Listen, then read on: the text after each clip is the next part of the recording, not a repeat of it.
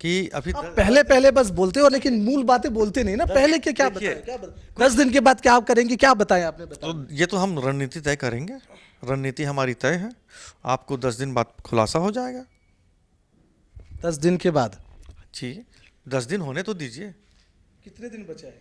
आप गिनिए। 1 तारीख को पत्र जारी करा है, आज 7 तारीख हो गई, 6 तारीख हो गई, कल 7, 3-4 दिन बचा है। आप सह संयोजक हैं न्याय प्रकोष्ठ के, ये मुझे बताइए, जो टिप्पणी करे गए भूपेश बघेल जी को लेकर के कहा जा रहा है और ये कह रहे हैं कि प्रदेश कार्यालय में भी राजनीतिकरण हो रहा है कि अरुण साहू उप मुख्यमंत्री इसलिए उनके पक्ष में जा रहे हैं। सच नहीं है क्या ये बात? लेकिन लड़कियां अगर अंतरजातीय विवाह करती है और समाज से जुड़ा रहना चाहती है तो उनके साथ ऐसा कुछ भी नहीं है। ये दोयम दर्ज नहीं है। आप युवा हैं, आप क्यों साहब राजनीतिकरण नहीं दिख रहे? मैं नहीं कह रहा हूँ, साहू समाज के लोग ही कह रहे हैं साहब राजनीतिक लाभ के लिए ये तुर्क के पत्ते खेल कहीं लिए कहीं मिलाने के नाम पर। मिलाने के नाम पर कुछ नहीं होता। जो भी बातें होती बहुत सारी भ्रामक होती हैं, अखबारों में भी पढ़ता हूँ मैं, मगर हमने कई जगहों पे इसको परीक्षण करवाया। मिलाने के नाम पर कहीं पर भी कोई ज्यादतियां नहीं होती हैं, हमने देखा है। सर आप कैमरे के सामने बोल रहे हैं, मैं एग्जांपल दे दूंगा कि लाख रुपए से अधिक अंतरजातीय विवाह मिलाने पर अर्थदंड लिया जाता है और दबाव, लाख रुपए से अधिक। कह दीजिए कि गलत है। गलत है, मैं इसको नहीं मानता कि किया गया। अगर मैं आपको प्रमाण बता दूं तो आप क्या करेंगे, समाज क्या करेगी, ये बताइए। इसलिए आप मुखरता से बात करते हैं और स्पष्ट से बोलते हैं। वकील साहब आप कानून भी जानते हैं इस विषय को लेकर के। अंतरजातीय विवाह को रोकना है, कैसे रोकेंगे आप?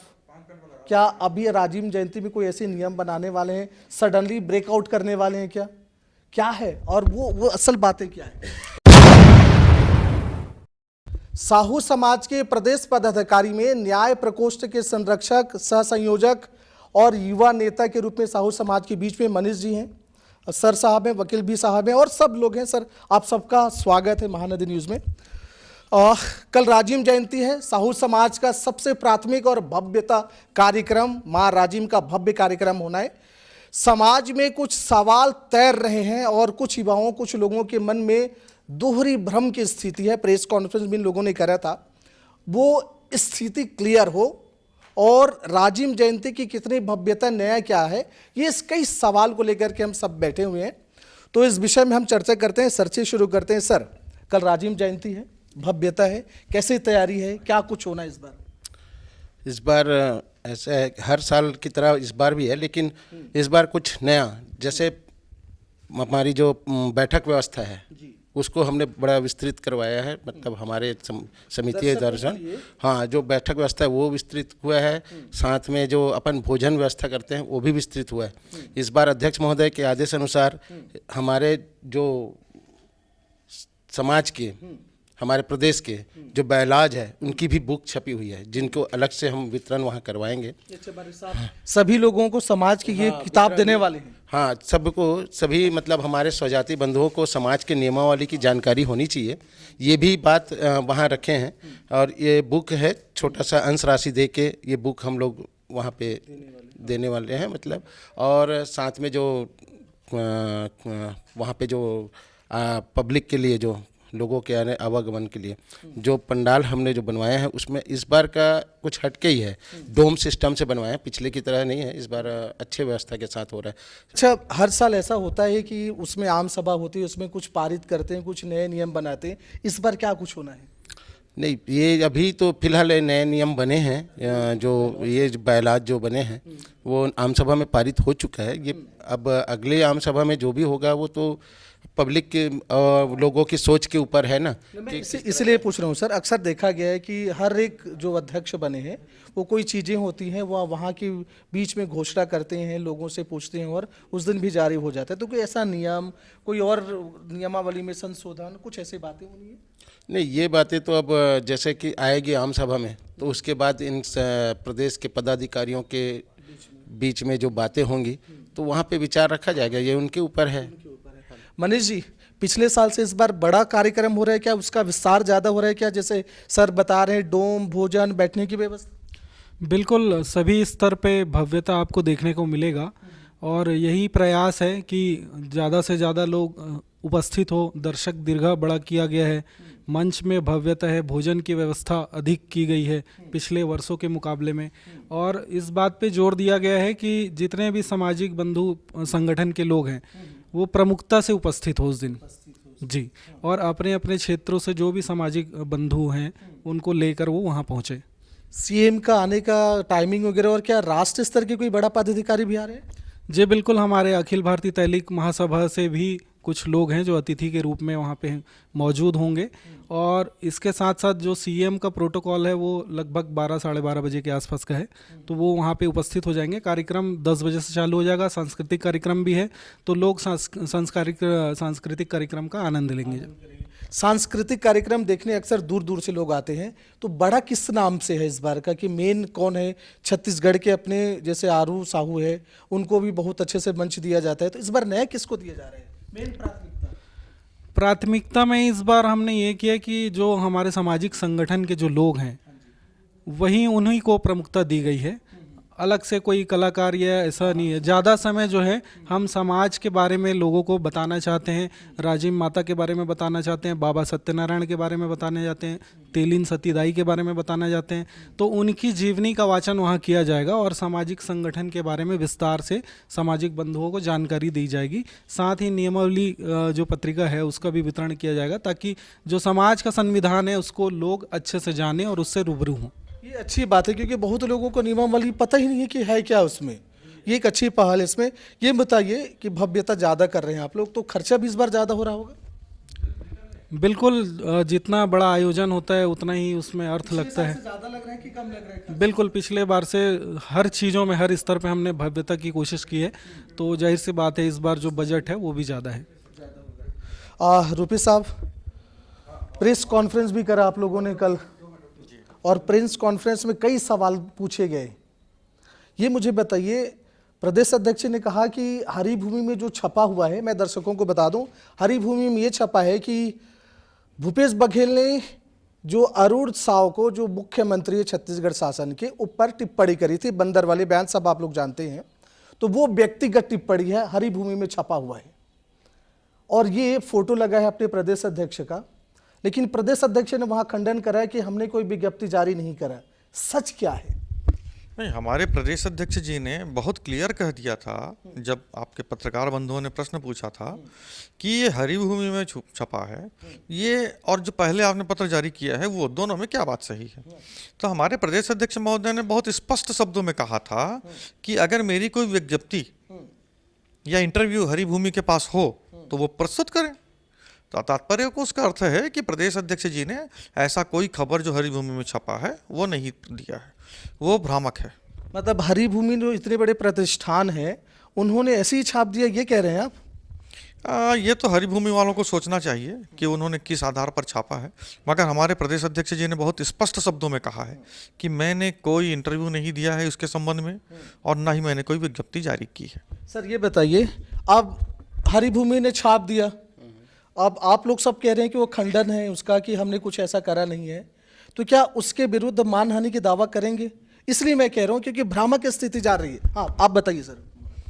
देखिए, अब फिलहाल तो अभी जो 10 दिनों का है, हम लोगों ने अल्टीमेटम दिया हुआ है, उस पे अपन देख रहे हैं। और रही बात जो अखबार ने जो छापा है, तो अखबार के जो पत्रकार बंधु होते हैं जैसे कि आप हैं, तो आप लोगों का दायित्व तो हमसे बड़ा होता है कि आप सही खबर लोगों तक पहुंचाएं, सच्चाई पहुंचाएं। अब ये तो आप जैसे पत्रकार हैं, उन्हें समझना है और सोचना है। नहीं, मैं इसलिए कह रहा हूँ सर। अच्छा, उसमें एक बात और है, आप लोगों ने एक और लेटर जारी करा है, लोगों का ऐसा कहना है, और लेटर उन लोगों को दिया गया और ये कहा गया है कि इसे शेयर नहीं करना है, और उस लेटर में संभवतः जो कथित तौर पे बातें आ रही है, शायद वो एक आधार हरी भूमि ने हो सकता है बनाया हो सकता है, मैं कह रहा हूँ। तो क्या ऐसा है कि एक और लेटर जारी करा जिसमें कहा गया है कि जिन एक्शन उक्शन अभी नहीं लेना है, लेटर जारी हो गए तो हो गया, एसपी कार्यालय में ज्ञापन देने वाला, पर अब जो दे तो दे, ना दे तो ना दे, ऐसी भी कोई लेटर जारी हुई है क्या? नहीं, ऐसा कोई पत्र जारी नहीं हुआ है, क्योंकि सारे पत्र जो हैं यहाँ प्रदेश कार्यालय से नंबरिंग होकर जारी होता है। इस तरह का कोई भी पत्र जारी नहीं हुआ है। मतलब एसपी कार्यालय को 10 दिन में ज्ञापन सौंपना है, वो यथावत है, सब लोग सौंपेंगे, पूरे जिलाध्यक्ष? पूरे सभी जिलाध्यक्षों को निर्देश है कि आप ज्ञापन जो है एसपी महोदय को प्रस्तुत करें और उसके बाद जो 10 दिन के बाद जो अल्टीमेटम है उसके बाद देखा जाएगा। उसके बाद जो होना है वो करेंगे। अच्छा ये बताइए, कुछ सवाल ये भी था, पेपर में भी छपा था, दुर्ग में आप लोग सब भी गए थे, दुर्ग में जो कार्यक्रम शपथ समारोह हुआ उस पर कहा गया उस मन से कि अंतरजातीय विवाह जो है ना, एक समय ऐसा आएगा कि असली नकली साहू पता ही नहीं चलेगा, असली विलोपित हो जाएगा। कैसे होगा और असली क्या है? देखिए हम सर मैं इसलिए पूछ रहा हूँ, देखिए आप मुखरता से बात करते हैं और स्पष्ट से बोलते हैं, वकील साहब आप कानून भी जानते हैं इस विषय को लेकर के, अंतरजातीय विवाह को रोकना है, कैसे रोकेंगे आप? क्या अभी राजीव जयंती में कोई ऐसे नियम बनाने वाले हैं, सडनली ब्रेकआउट करने वाले हैं क्या है और वो असल बातें क्या है? देखिए सबसे पहले तो स्पष्ट कर दें कि कल सिर्फ माताजी की जयंती है, किसी भी तरह का आम सभा का आयोजन कल नहीं किया गया है, इसलिए कोई प्रस्ताव वहाँ पे नहीं लाया जाएगा। और दूसरी बात जो है, हम सामाजिक संगठन के लोग हैं और हमारे संगठन में हमें अपने जो समाज के लोग हैं उनको एकजुट रखना है, उनको संस्कारित करना है और उनको शैक्षणिक, चिकित्सीय और राजनीतिक ढंग से प्रबुद्ध बनाना है। ये हमारा मुख्य उद्देश्य है। हम भारत सरकार के संविधान के विरोध में किसी भी चीज़ों को नहीं कहते, हमारा बाइलाज भी देखिएगा, मगर हमें हमारे समाज को एकजुट रखना है। आज सबसे बड़ा मुद्दा है धर्मांतरण का, तो ये जो हम अपने समाज को एकजुट रखना चाहते हैं, असली और नकली की जो आपने कहा पूछा, अब बहुत ऐसे हैं कि धर्मांतरित हो गए हैं मगर वो साहू लिखते हैं, पिछड़े वर्ग का फायदा लेना चाहते हैं मगर वो धर्मांतरित हो चुके हैं, तो क्या उन्हें वो फायदा दिया जाए या ना दिया जाए? अगर हम इस पर चर्चा नहीं करेंगे तो कौन करेगा? हम सामाजिक संगठन से हैं, क्या हमें धर्मांतरण को रोकना उचित नहीं है? आप बताइए। नहीं, धर्मांतरण तो रुकना ही चाहिए साहब, इसमें कोई दो राय नहीं है, पर सवाल ये है असली साहू और नकली साहू कौन है, ये तो स्पष्ट करें। देखिए जो धर्मांतरित हो गया है उसे क्या आप साहू मानेंगे? अंतरजातीय विवाह भी नहीं है क्या? देखिए मैंने कहा जो धर्मांतरित हो गया, क्या उसे आप साहू मानेंगे? नहीं, धर्मांतरित हो गए वो जिसको मानते हो उनके हिसाब से। अब अंतरजातीय विवाह पे आइए। अब मैं अंतरजातीय में आ रहा हूँ। अब किसी की पुत्री जो है अंतरजातीय विवाह की है, भारत में पितृसत्तात्मक संगठन है, बिल्कुल सही है। भारत में पिता के जाति के आधार पर जाति निश्चित होती है। तो अब ये बताइए कि हमारे समाज की कोई वधू अगर दूसरे समाज में जाके अंतरजातीय विवाह की है तो क्या उसका पुत्र साहू लिखेगा? नहीं लिखेगा। जब आप जानते हैं नहीं लिखेगा तो वहां पर वही बात आती है, तो वो साहू नहीं लिख सकता क्योंकि यहाँ जो पिता होते हैं उनसे जाति निर्धारित। मतलब वो नकली साहू वही हुआ ये? देखिए मैं असली नकली के फेर में तो नहीं पढ़ूंगा, मगर उसे हम किस ढंग से साहू कहेंगे आप बताइए ना। सर आप घुमाते बहुत हैं। नहीं, आप सीधे सीधे सवाल के जवाब नहीं दे रहे। नहीं है ही नहीं ना, हमने सिंपल पूछा सर असली साहू कौन है ये बताइए, असली कौन है?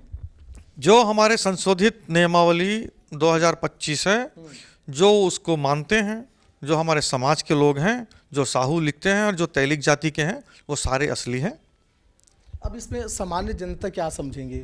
2025 के नियमावली को मानते हैं वो साहू हैं, और कोई दूसरा भी मानता होगा अच्छी बातें, तो उनको साहू थोड़ी कहेंगे आप?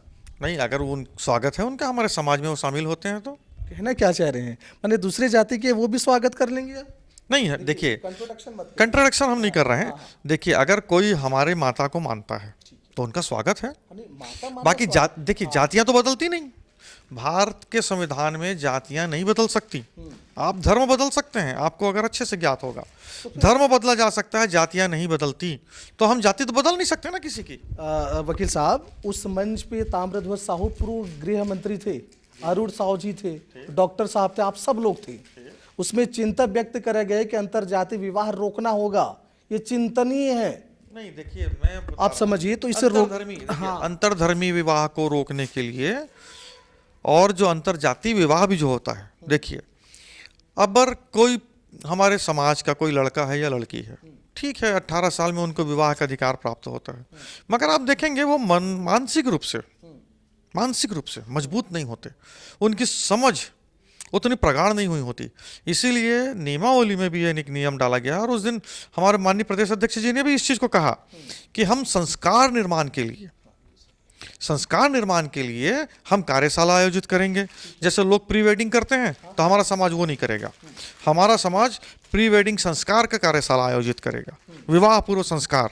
ताकि बच्चा जो होता है, चाहे वो हमारी बेटी हो चाहे बेटा हो, उसे ये समझ रहे कि समाज में हमको समाज की दशा को आगे ले जाना है। हमारी माता है, हमारी माता ने हमारे लिए त्याग और बलिदान दिया है, हमको उनके पथ चिन्हों पे चलना है। और समाज में जो एक समरसता का, संस्कार का जो निर्धारण होता है, उसको हम बहुत अच्छे से निर्धारित करें।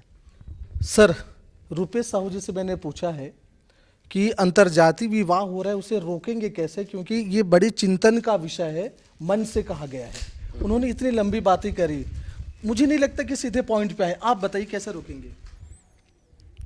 अंतर्जातीय विवाह को रोकने का क्या है? अब प्रदेश अध्यक्ष महोदय का ये है कि सबको संस्कारवान बनाए अपने। ये मतलब जो हमारे बच्चे जो है अंतर्जातीय जो बिगड़ रहे हैं या जैसे भी हो रहे हैं, जा रहे हैं, उसमें ये है कि हमारे द्वारा संस्कार उनको नहीं दिया गया ढंग से।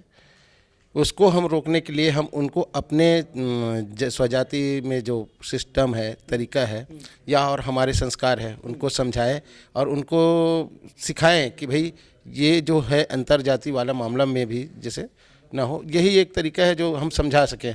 किसी को अपन किसी के मन को तो वो नहीं कर सकते हैं ना, है ना, है ना। और हमारे यहाँ क्या, अब ये हम संविधान की बात नहीं कर रहे, लेकिन समाज में ये है कि समाज का स्वजाति है, जैसे लड़का है या लड़की है, कोई एक जाता है तो हमारे यहाँ उसे जैसे लड़का कर रहा है, मान लो कर देता है, तो हमारे यहाँ भी तो लड़कियाँ हैं क्या? तो हम उसमें इस तरह से करें कि हमारे यहाँ स्वजाति की लड़की हो या लड़का हो तो स्वजाति से ही वो करें। ये हम शिक्षा के तौर पे यहाँ पे जो कार्यशाला लगाएंगे, हाँ, और यहाँ पे कार्यशाला हमारा, मैं समझ गए तीनों से। सर रुपेश जी आप भी सुनिए, ये मुझे बताइए, एक बातें थोड़ा सा गंभीर विषय है। अगर लड़का ने अंतर्जातीय विवाह कर लिया तो 1 साल छोड़ देते हैं, उसके बाद समाज के गुण दोष मानते हैं, नियमावली उनके हिसाब से मिला लेते हैं। रुपेश जी, नियमावली में है, नियमावली में 2 वर्ष है, वो अंतरधर्म का 2 वर्ष होगा। अंतर्जाति की मैं बात कर रहा हूँ। अंतरधर्म 2 साल का है और अंतर्जाति में 1 साल का है, और फिर उनके गुण दोष जो भी है उसके जो नियम है उनके अनुसार मिला लिया जाता है। लेकिन लड़कियां अगर अंतर्जातीय विवाह करती है और समाज से जुड़ा रहना चाहती है तो उनके साथ ऐसा कुछ भी नहीं है। ये दोयम दर्ज नहीं है। आप युवा है, आप बताइए, लड़कियां साहू समाज के अंतर्जातीय विवाह कर रही हैं और वो चाहती है कि साहू समाज से भी जुड़ा रहे, तो उनके साथ इतना भेदभाव क्यों? भाई ये गलत है कि नहीं, बताइए। बिल्कुल जी नहीं, मैं इसको बिल्कुल गलत नहीं मानता, क्योंकि लड़का अगर शादी विवाह करता है तो जो लड़की होगी वो हमारे समाज की हुई, वो साहू हो जाएगी। लेकिन लड़की अगर मान लीजिए गुप्ता से शादी कर ली तो वो गुप्ता हो गई ना, वो साहू नहीं हो पाएगी। लेकिन वो चाहती है कि मैं जिस समाज में पैदा हुई हूँ, जहाँ से मैं जुड़ी हूँ, समाज से मैं जुड़ा रहना चाहती हूँ, तो मुझे क्यों निकाल फेंकते हैं? लड़कों के लिए नियम है कि 1 साल आप छोड़ेंगे फिर मिला लेंगे, हमें क्यों? हम भी तो चाहते हैं, हमने गलती कर ली, रियलाइज हुआ, लेकिन हम समाज से जुड़ा होना चाहते हैं। उसके लिए कुछ होना चाहिए कि नहीं होना चाहिए? देखिए, ये जो सवाल है बड़ा पेचीदा है। वो अगर वो उसने स्वयं ही चुन लिया है कि मैं दूसरी कास्ट में जा रही हूँ, तो फिर वो उसका आना संभव ही नहीं है, क्योंकि उसको अपने पति का ही जात अपने पीछे जो नाम पे सरनेम लगाना होगा। कहीं लड़के लड़के के बीच में भेदभाव ये नहीं दिखता सर? नहीं, भेदभाव वाली बात नहीं है। देखिए, हमारे समाज का एक तरीका है कि भारत में पूरा यही सिस्टम है। लड़की या महिलाएं को हम माताएं मानते हैं, जैसे धरती माँ है। धरती माँ में जो चीज़ उगाओगे वही उगता है, ठीक है ना। अगर महिला जिस जगह में चले गई है, हाँ, न या लड़की चले गई है, तो वो उस गोत्र को अपना लेती है ना, और उस कास्ट को अपनाती है। उसका वापस आना किस तरह से आप संभव समझते हैं, आप बताइए। नहीं, देखिए, हमारा संविधान कहता है लड़का लड़की एक समान है, और उसी अनुसार से जातिगत आप कोई कड़ा नियम नहीं बना सकते, क्योंकि लोग पहुंच जाएंगे कानून के पास। हाँ हाँ, बोलूंगा आपको। मैंने बहुत स्पष्ट रूप से आपको कहा था कि भारतीय संविधान जो है पितृत्मक सत्ता को मानती है, और जो पिता होगा उसकी जाति जो है उनकी संतानों को मिलती है। अब ये बताएं कि भेदभाव हम कहाँ कर रहे हैं? आपने कहा है, आप ही कह रहे हैं, नियमावली आपने पढ़ा है कि हम 1 वर्ष बाद और 2 वर्ष बाद हम अपने समाज में मिला लेते हैं। देखिए, किसी भी तरीके का जो संस्कार के विरुद्ध कार्य होता है उसको हमें हतोत्साहित तो करना होता है, तो हतोत्साहित करना वो आवश्यक है। अब उसके लिए कोई उसको बहुत ज़्यादा दंडित नहीं करता, हतोत्साहित किया जाता है। तो हम उसी चीज़ को करने के लिए संस्कार जो कार्यक्रम है, जो संस्कार देने का कार्यक्रम है, कार्यशाला जो है, उसको आयोजित कर रहे हैं ताकि हमारे समाज के जो बच्चे हैं और बच्चियां हैं वो अंतरधर्मी अंतरजातीय विवाह की ओर अग्रसर ना हो। कि जब संस्कार हमारा मजबूत होगा, जब हमारा नींव मजबूत होगा, तो अंतरजातीय अंतरधर्मी विवाह आपे आप रुक जाएगा। सर मिलाने के नाम पर मिलाने के नाम पर कुछ नहीं होता। जो भी बातें होती बहुत सारी भ्रामक होती हैं, अखबारों में भी पढ़ता हूँ मैं, मगर हमने कई जगहों पे इसको परीक्षण करवाया। मिलाने के नाम पर कहीं पर भी कोई ज्यादतियाँ नहीं होती हैं, हमने देखा है। सर आप कैमरे के सामने बोल रहे हैं, मैं एग्जांपल दे दूंगा कि लाख रुपए से अधिक अंतर्जातीय विवाह मिलाने पर अर्थदंड लिया जाता है और दबाव, लाख रुपए से अधिक, कह दीजिए कि गलत है। गलत है, मैं इसको नहीं मानता कि अंतर्जातीय विवाह में किसी को मिलाने के लिए 1 लाख रुपया दिया होगा। देखिए, हमारे समाज में न्याय व्यवस्था की एक परंपरा है। अगर आप ग्राम समाज के किसी व्यवस्था से असंतुष्ट हैं तो आप परिक्षेत्र में आ सकते हैं। परिक्षेत्र के किसी निर्णय से असंतुष्ट हैं तो आपके पास तहसील समाज है। तहसील से असंतुष्ट हैं तो जिला समाज है आपके पास। इन सबसे असंतुष्ट हैं तो आप प्रदेश में आइए।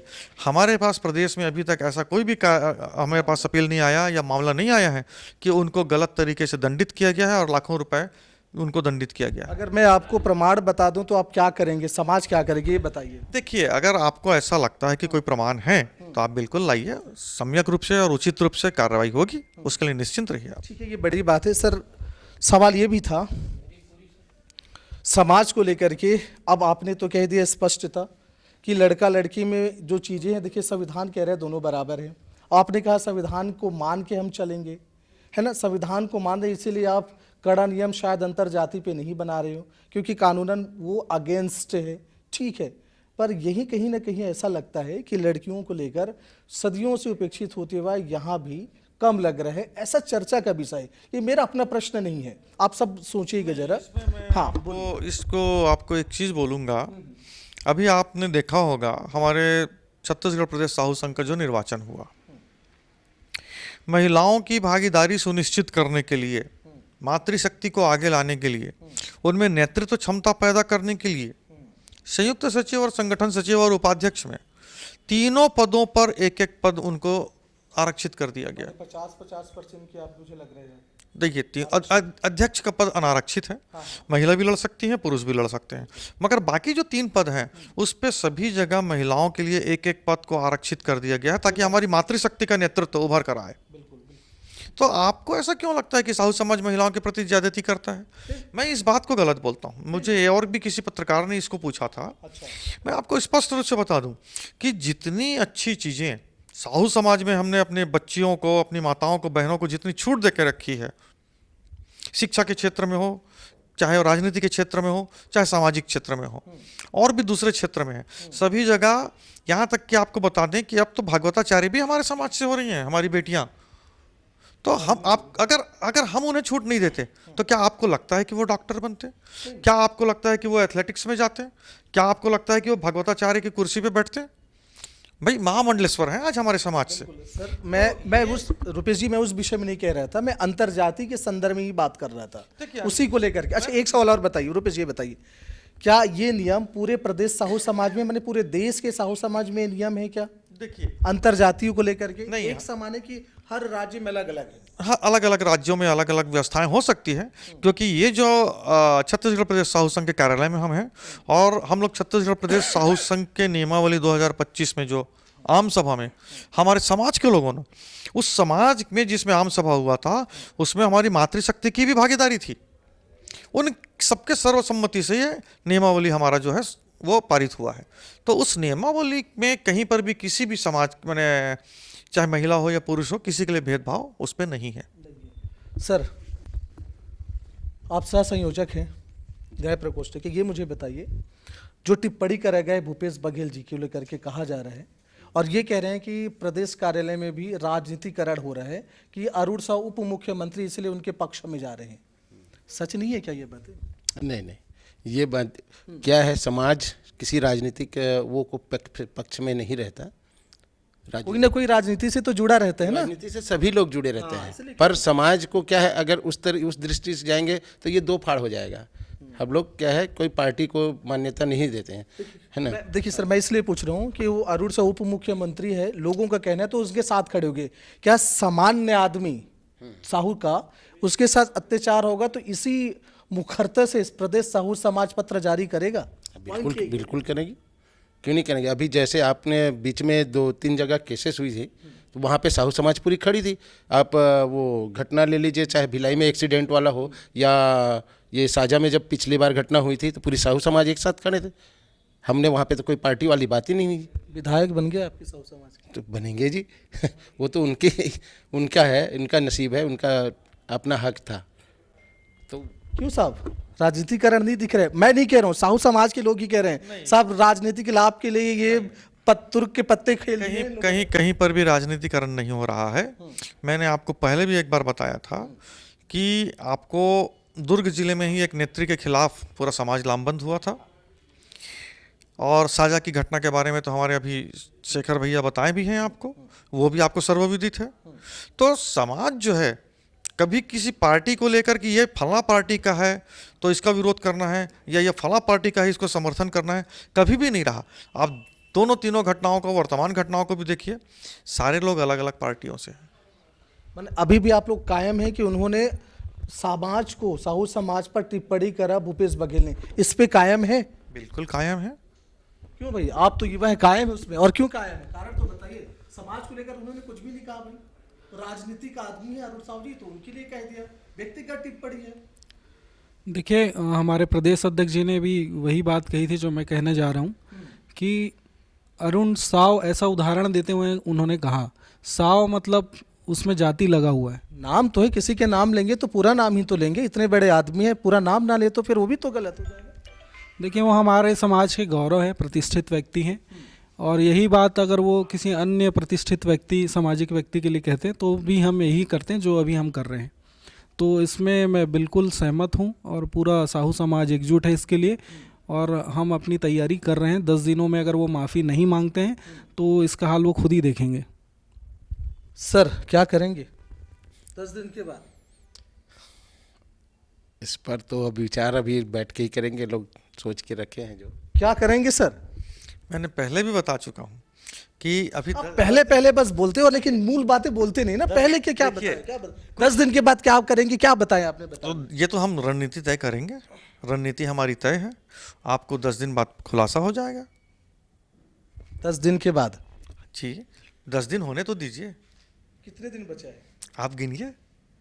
1 तारीख को पत्र जारी करा है, आज 7 तारीख हो गई, 6 तारीख हो गई, कल 7, 3-4 दिन बचा है। हाँ, तो आप समयावधि तो पूरा होने दीजिए। दर्शकों, ये था समसामयिक मुद्दा साहू समाज का। वो सारे तीखे सवाल थे, चाहे अंतरजाति विवाह की बात करें, चाहे अंतरधर्म की विवाह की बात करें, सारे सवाल हैं। लोगों की मनस्थिति ये भी थी, खास करके लड़कियां जो भूलवश अंतरजाति विवाह कर लेते हैं या कर ही लेती हैं, लेकिन वो फिर से समाज से बने रहना चाहती हैं, तो उनके लिए क्या नियम है, क्या कायदे हैं, सबने ये बातें उसमें भी कहा है। और जो बंदर वाली बयान टिप्पणी थी, आज भी समाज के पदाधिकारी बैठे हैं, ये तीनों चारों बैठे हैं, प्रदेश अध्यक्ष सहित, इन सब का मानना है कि साहू समाज पर टिप्पणी करे गए। गलत तो नहीं बोल रहा हूं मैं, टिप्पणी मान रहे हो ना आप उनको? टिप्पणी की गई है, हमारे समाज के गौरव के लिए एक टिप्पणी की गई है। देखिए, अभी भी कह रहे हैं गौरव समाज के लिए टिप्पणी करे गए हैं। मैंने इनसे भी पूछा है कि राजनीतिकरण तो ऐसा नहीं है कि 2029 में विधायक के चुनाव लड़ेंगे किसी एक पार्टी को, तो उनको लेकर के शायद खुश करने की तो कोई कोशिश नहीं है। मुखरतर से कहा कि समाज भले व्यक्तिगत राजनीतिगत हो सकता है, लेकिन समाज में राजनीति हावी नहीं है, जो है निष्पक्ष है। और शेखर साहब ने कहा कि अगर आम आदमी भी परेशान है समस्या समाज की, तो उनके लिए भी ऐसा ही कदम उठाया जाएगा। शेखर जी, सही तो बोल रहा हूँ ना? सही है, बिल्कुल है, बिल्कुल सही है। मैं पूछने आऊंगा, अगर किसी के साथ गलत होगा तो आप क्या कदम लिए, याद रखिएगा। बिल्कुल बिल्कुल आइएगा, और आइए, आने की आपकी आवश्यकता नहीं पड़ेगी, हम वहाँ पहले ही पहुँच जाएंगे। ठीक, ये बड़ी अच्छी बातें हैं, क्योंकि मैंने पिछले भी कई बार ऐसा है कि समाज के लेकर के जो समस्या हुई है, बाकायदा प्रदेश के संज्ञान में लाया है, ताकि वो गरीब, वो लोग जो शायद राजनीतिक रूप से डरे हैं, दबे हैं, आर्थिक रूप से कमजोर हैं, उन्हें सहयोग मिले। तो वो सारा लब्बो लुबाब जो सवाल तैरते रहा है, प्रेस कॉन्फ्रेंस में जो करा है, मुखरता से सारे आपके सामने रखें। दर्शकों, कल राजीव जयंती है, भव्य राजीव जयंती। हम इस वीडियो के जरिए भी आह्वान करते हैं तो पूरे परिवार साथ आइए और भव्यता देखिएगा। ये खास करके प्रेस मीट पे जो चर्चा हुई थी, उस पर विषय पे चर्चा था। अब इस विषय में आपका विचार क्या है, सही गलत क्या है, आप बखूबी जानते हैं, लेकिन एक तो बात पक्की है कि प्रदेश साहू समाज अपने निर्णय पर अटल है, खड़ा है और कह रहे हैं 10 दिन के बाद आप देखिएगा कि प्रदेश साहू समाज वो भूपेश बघेल जी के बंदर वाली टिप्पणी ये कह रहे हैं बयान पर क्या एक्शन या क्या कार्रवाई करेंगे। तो 10 दिन के बाद फिर हम इनसे मिलेंगे कि साहब करने क्या वाले हो। अभी इन्होंने कोई पत्ते नहीं खोले हैं कि करेंगे क्या, अंदर ही अंदर सब है इनका। लेकिन 10 तारीख के बाद हम फिर इनसे मिलेंगे। तो फाइनली आप सभी को महानदी न्यूज़ के लिए बहुत बहुत बधाई। माता राजिम कर्मा की बहुत शुभकामनाएं पूरे प्रदेशवासियों को। 7 जनवरी का लाइए और राजिम में भव्यता देखिएगा। सर आप सबको जय मां कर्मा, जय राजिम, बहुत बहुत शुभकामनाएं। धन्यवाद सर, जय हिंद।